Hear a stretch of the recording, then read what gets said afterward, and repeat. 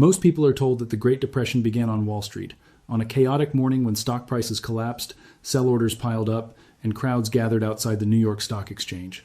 But if the crash of October 1929 was truly the decisive cause, one question remains unanswered. How did a stock market collapse become 4 years of bank failures, industrial contraction, mass unemployment, and a crisis that spread across the world? The answer is not hidden inside a secret room. It cannot be reduced to a small group of people controlling events from behind the scenes. It lies in the way government power was organized. Congress controlled tariffs, taxation, and federal spending. The president could persuade business leaders, sign legislation, and direct the executive branch, but he could not spend money without congressional approval. The Federal Reserve controlled critical monetary tools, but authority was divided between Washington and 12 regional reserve banks. State and local governments were responsible for direct relief, even as their tax revenues disappeared at the exact moment demand for assistance exploded. No single institution created the entire catastrophe, but several institutions were simultaneously defending goals that appeared reasonable at the time: the value of the dollar, a balanced budget, local autonomy, market discipline, the interests of particular industries and voting districts. When those priorities collided, the American government did not lack power. It used power in an order that made the system more fragile. That is one of the most important hidden dimensions of the Great Depression. Markets produced the initial shock. Institutions determined whether that shock would be absorbed or amplified. To understand how this happened, we have to return to the world before breadlines and abandoned farms. The United States at the end of the 1920s looked like a machine operating at unprecedented speed. Automobiles rolled off assembly lines, radios entered American living rooms, electrification transformed factories and urban life. Cities grew taller, corporations grew larger, and the stock market seemed to confirm a new belief that modern productivity had finally conquered the old cycle of boom and bust. But the government standing behind that prosperity was not a passive observer. It established the structure of the banking system, the rules of credit, the tariff regime, the obligations created by wartime debts, and the monetary framework that tied the dollar to gold. Those decisions did not create every reckless loan or speculative trade, but they determined the channels through which risk would travel once confidence disappeared. The first weakness was the banking system itself. The United States had thousands of small banks, many of which operated inside a single community because state and federal laws had long restricted branch banking. That structure reflected a deep American suspicion of concentrated financial power. It protected local banks from large outside competitors. But it also meant that many banks depended almost entirely on the fortunes of one town, one agricultural region, or one industry. If crop prices collapsed or a local factory closed, the entire balance sheet of a community bank could deteriorate at once. America's system of unit banking was already vulnerable. And before 1933, bank deposits were not protected by a nationwide federal insurance program. The second weakness was built into the Federal Reserve itself.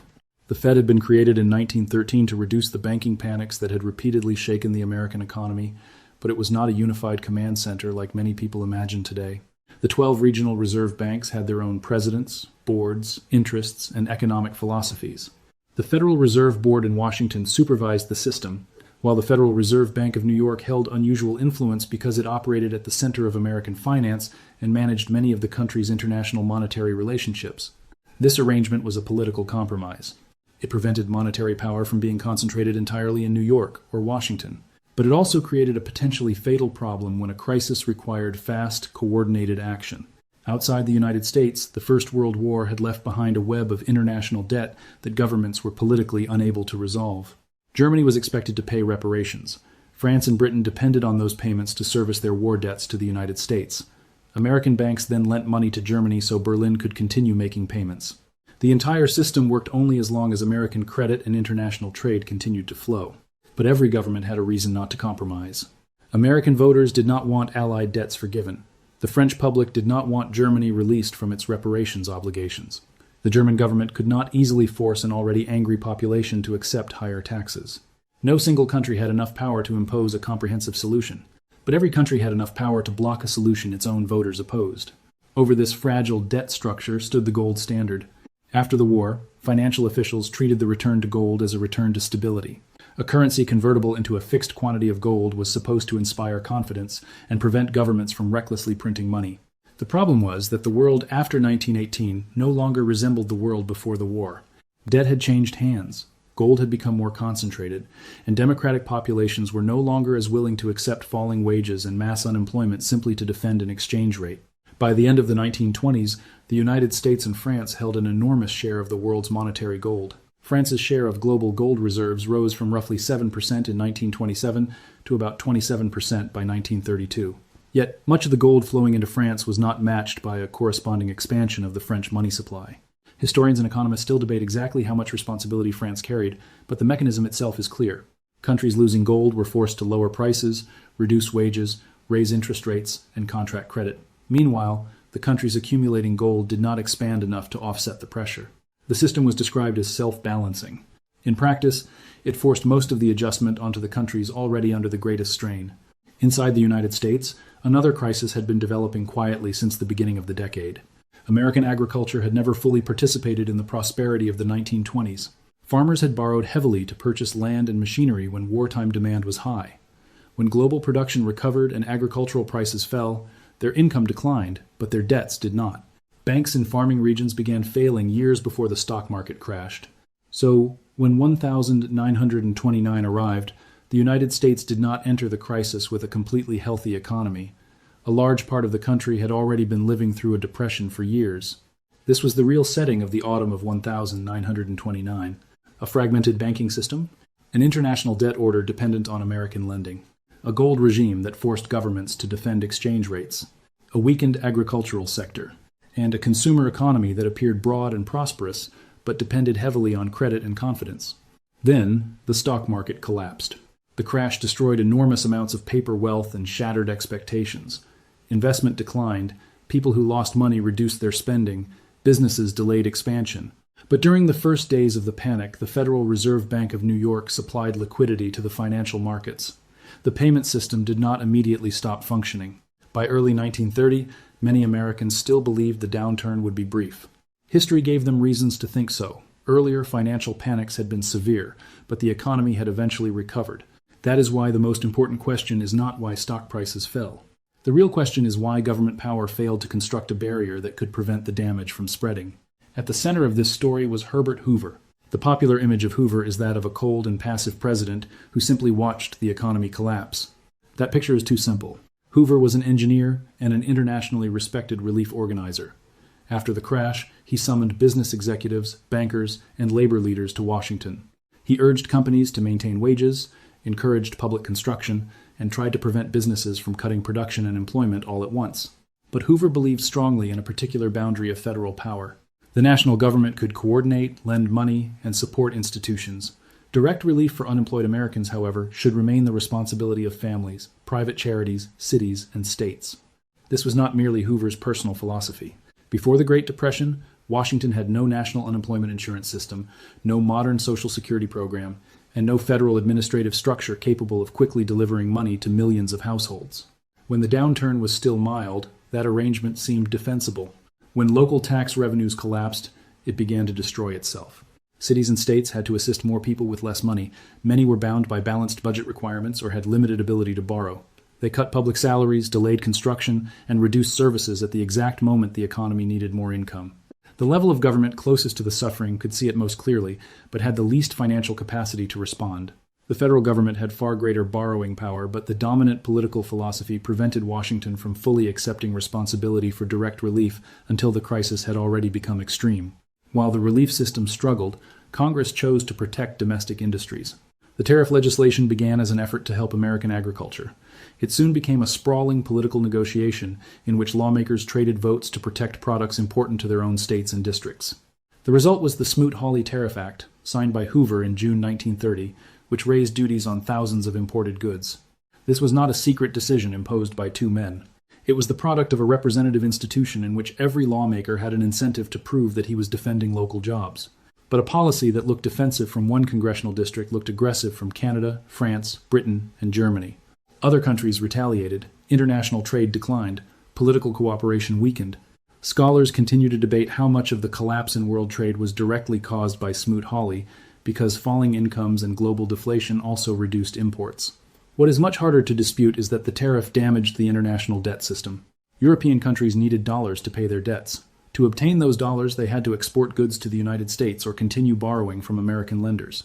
But the United States was simultaneously reducing foreign lending and placing higher barriers in front of European goods. Washington demanded repayment while making it more difficult for its debtors to earn the currency required to pay. Even then, tariffs were not the primary mechanism that transformed recession into catastrophe. That turning point came when Americans began to distrust not only the stock market but their own banks. In the autumn of 1930, a series of banks in the South and Midwest came under pressure. Depositors did not need to know whether a bank was truly insolvent or merely experiencing a temporary shortage of cash. If they waited, and the bank failed, they could lose their life savings. If they withdrew first, they might survive. What was rational for each individual became disastrous for the system. When crowds demanded their money, banks had to sell assets quickly, often at deeply discounted prices.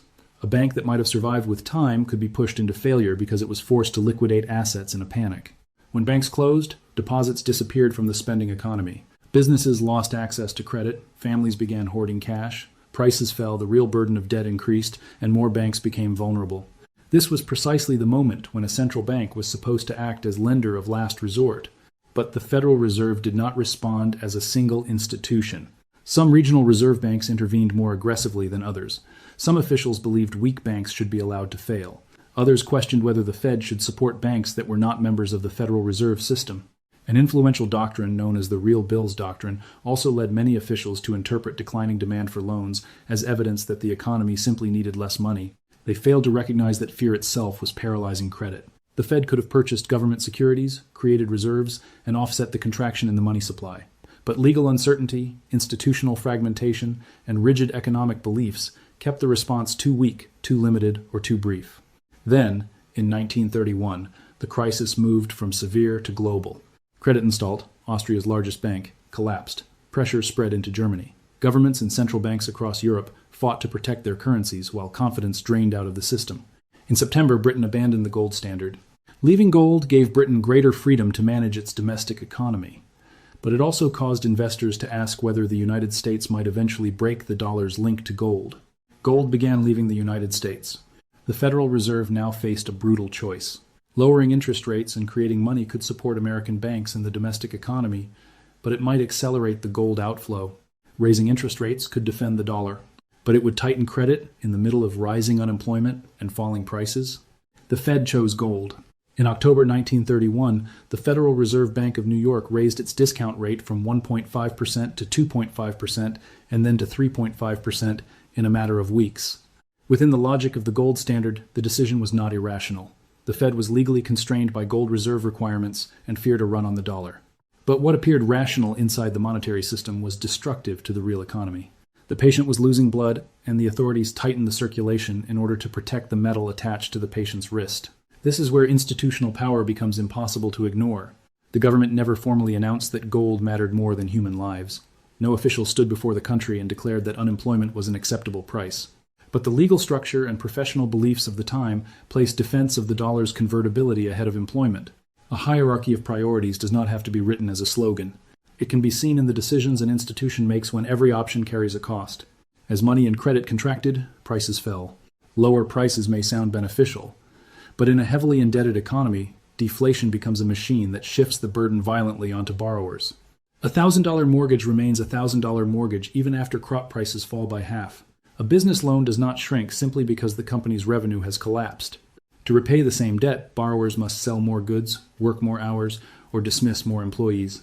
Businesses lower prices in an attempt to attract customers. Lower revenue forces them to cut employment. Unemployment reduces spending. Lower spending forces businesses to reduce prices and production again.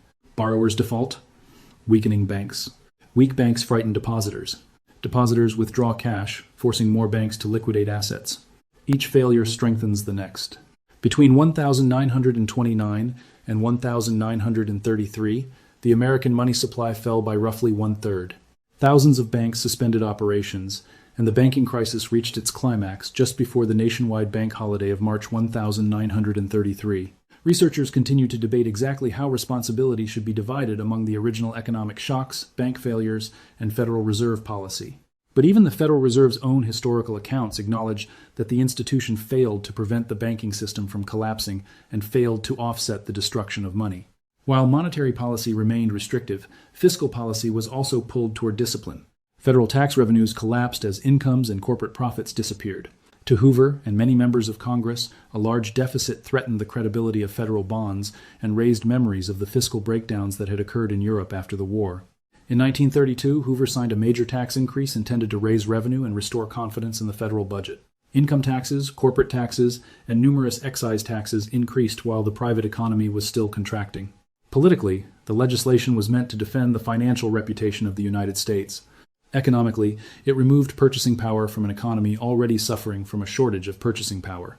The government tried to strengthen its own balance sheet by increasing pressure on the balance sheets of families and businesses. Yet it would also be wrong to claim that Hoover did nothing except cut spending and raise taxes. Federal expenditures increased, public works projects were expanded, and in 1932 his administration created the Reconstruction Finance Corporation, known as the RFC. The RFC provided emergency loans to banks, railroads, and other institutions. It later became a powerful tool that Franklin Roosevelt continued to use. Hoover also supported measures that expanded the kinds of assets the Federal Reserve could accept when providing assistance.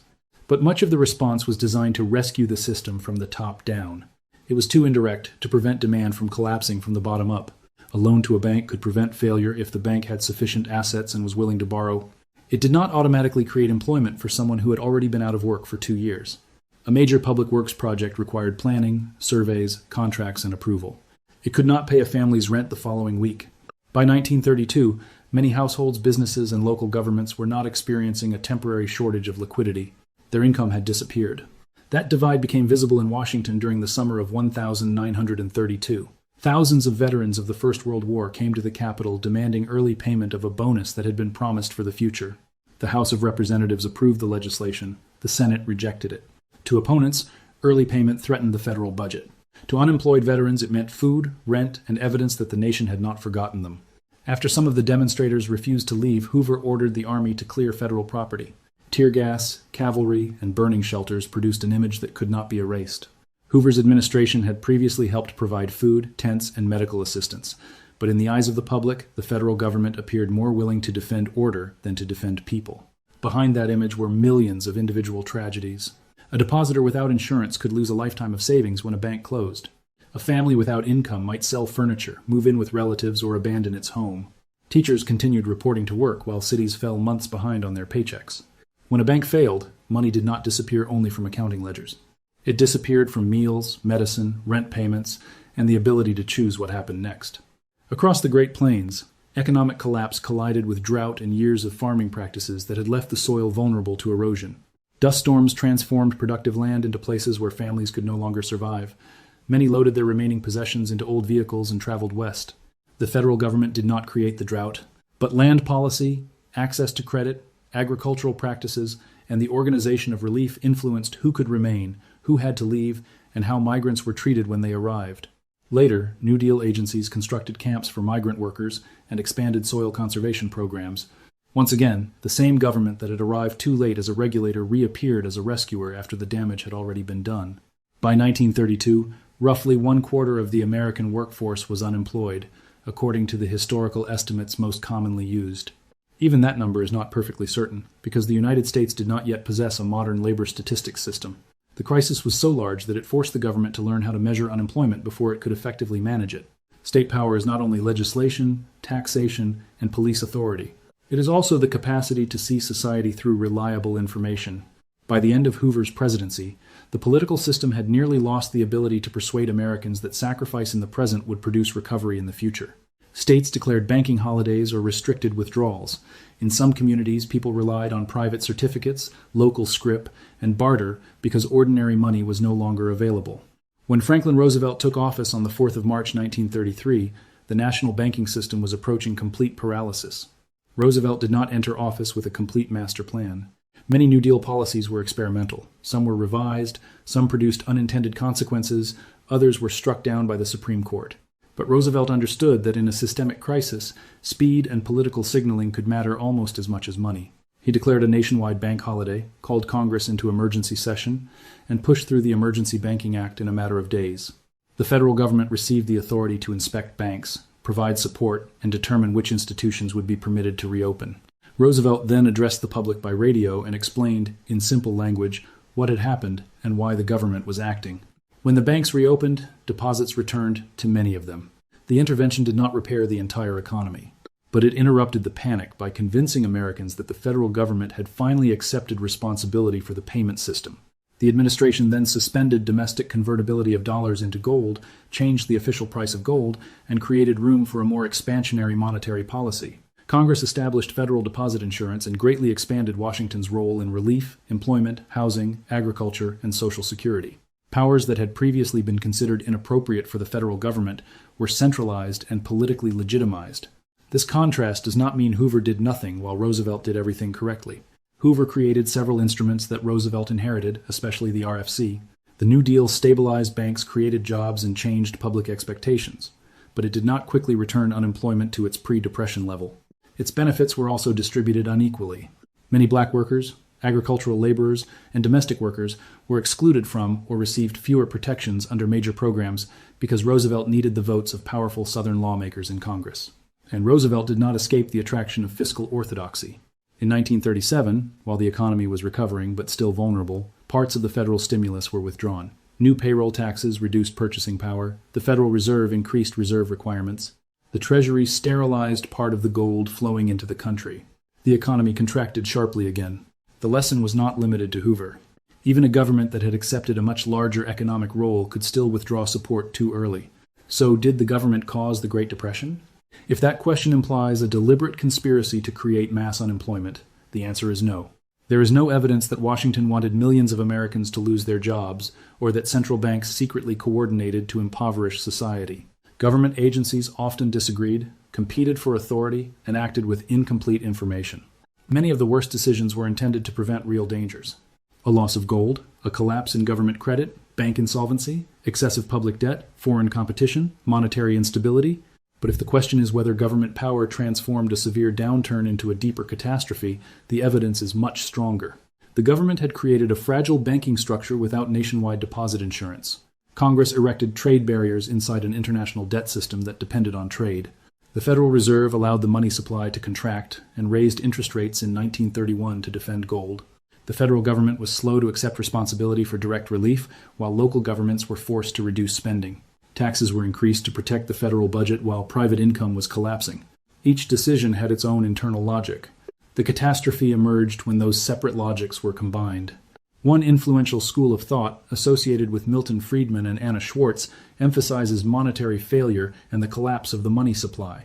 Barry Eichengreen and many economic historians place the international gold standard at the center of the story.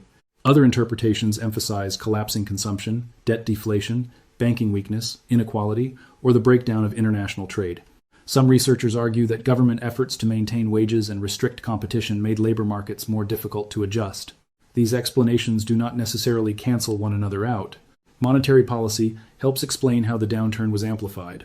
The gold standard helps explain why governments across the world tightened policy at the same time. The structure of American banking helps explain why panic destroyed so many deposits. Politics helps explain why tariffs, balanced budgets, and locally administered relief remained protected even as the consequences grew more severe. What we should avoid is replacing the myth of the stock market crash with a new myth that one more intelligent president could have solved everything.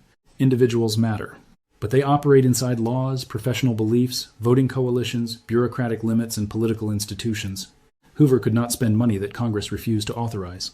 The Federal Reserve was not completely controlled by the president. Congress was not a single person with a single intention. State governments could not borrow as easily as the federal government. Yet institutional limits are not destiny. Laws can be changed. Economic doctrines can be abandoned. Power can be reorganized. The year 1933 proved it. When the United States temporarily closed its banks, inspected them, guaranteed deposits, and escaped the strictest constraints of the gold standard, the panic began to lose momentum. When Washington directly financed jobs and provided aid to state governments, the federal government became the nation's ultimate bearer of economic risk in a way it had never been during peacetime. Recovery was long and incomplete, but the political order had changed. The more important question is not whether government is large or small. It is what government power is designed to do, whose warnings it responds to, and which consequences it is required to prevent. During the early years of the Depression, many American institutions reacted quickly to the particular danger they had been created to see. The Federal Reserve saw gold leaving the country. The Treasury saw a rising deficit. Congress saw local industries threatened by imports. Cities saw their access to bond markets disappearing. Banks saw their reserves being drained. Each institution defended one part of the system. No institution had been given full responsibility for protecting the flow of income across society as a whole. And when no one is responsible for the whole, every local act of defense can become an attack on someone else. Higher interest rates protected gold, but weakened borrowers and banks. Higher taxes protected the budget, but reduced consumption. Tariffs protected certain industries, but provoked retaliation. Local spending cuts protected municipal solvency, but increased unemployment. Private charity protected the principle of voluntary assistance, but collapsed when the number of people needing help became too large. That was the hidden mechanism behind the disaster. There was no single hand pushing the economy over the edge. There were many hands holding different parts of a collapsing machine.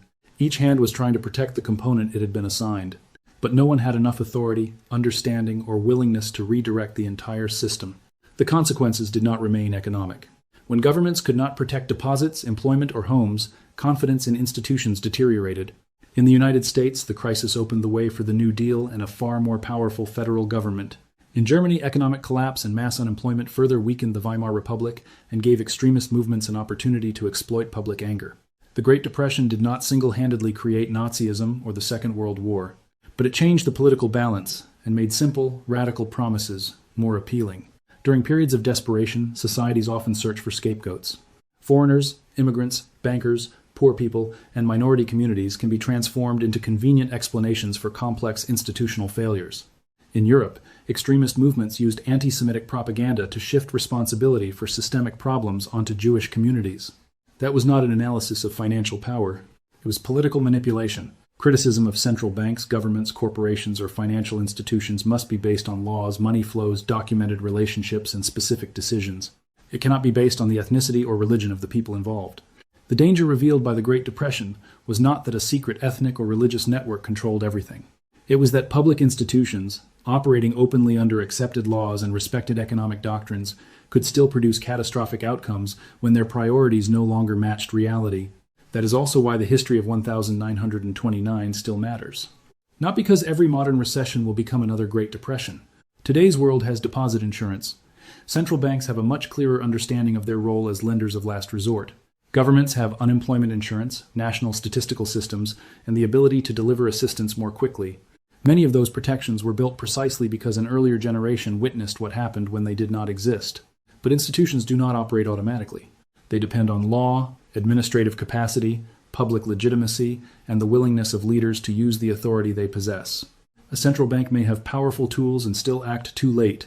A government may spend enormous sums and direct them to the wrong places. A legislature may protect each individual constituency in a way that weakens the nation as a whole. A financial commitment may create stability in ordinary times and become a trap during an emergency. The deepest lesson of the Great Depression is not that markets are always wrong or that governments are always right. Markets can create bubbles, panics, and destructive incentives. Governments can interrupt those cycles or make them worse.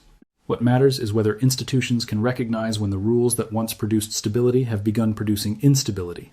The stock market crash of 1929 exposed the fractures, but the decisions that followed widened those fractures into an abyss.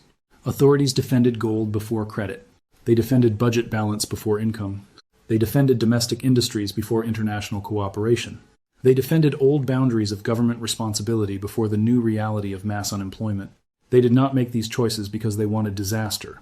Most of them believed that abandoning those principles would be even more dangerous. They were wrong, and that is what makes the Great Depression more disturbing than a simple story about greed on Wall Street. Major catastrophes do not always begin when evil people seize control. Sometimes they begin when responsible people continue doing what was once considered correct, long after the world around them has changed. It took only days for the stock market to collapse. But transforming that crash into the Great Depression required years of laws, debts, doctrines, and institutional decisions reinforcing one another. So after any crisis, the most important question is not simply who caused the first shock. It is what the people in power are trying to protect, and who will be forced to pay the price for that protection. If this story changed the way you see the Great Depression, tell me which institutional failure you believe mattered most. In the next video, we will continue tracing how money, policy, and power shaped the turning points that transformed economic history.